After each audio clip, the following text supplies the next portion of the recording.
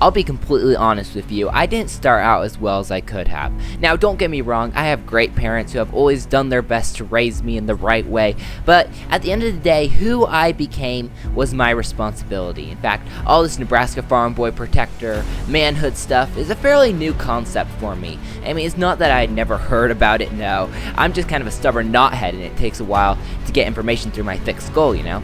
Boys, you could be given the best life in the world on a silver platter and waste it.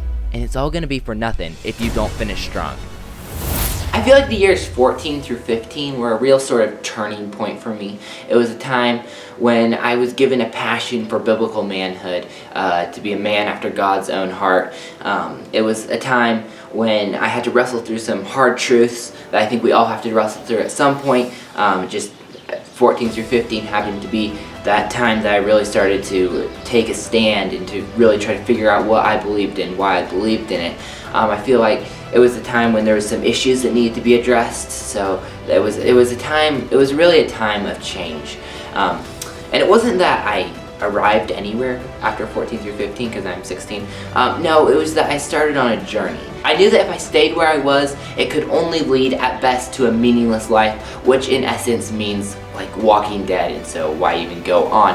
And I knew that wasn't what God had in store for me. It was the beginning of one of the hardest battles in my life, and it was a battle that I could never win until I died. The point is that I kept fighting, and that is the battle against complacency. I don't want to fight for 10, 20, 30, 40 years, only to give it all up because of complacency. You see, complacency is when you stop fighting because you think you're good enough. And the problem with that is that if you aren't fighting, you're losing. Something is going to take control of you if you aren't fighting constantly against complacency. You know, it's a common theme in sports. You either get better or you get worse because you can't stay the same. I don't want to look back someday and realize that I ran in vain, that everything I taught on this channel was nothing but empty hypocrisy, that maybe I looked good on the outside, but inside I failed to meet the test. I don't want to be remembered as a man who couldn't live up to his word. I want to someday stand and echo the words of the Apostle Paul. I have fought the good fight. I have finished the race. I have kept the faith.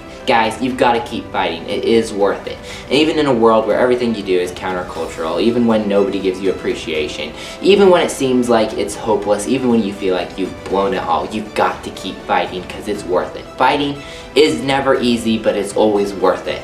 Guys, thank you for being the young men that you are, because there are some of you out there, sometimes I forget that. And guys, be strong, act like men. This is Nebraska Farm Boy, and we will see you next time.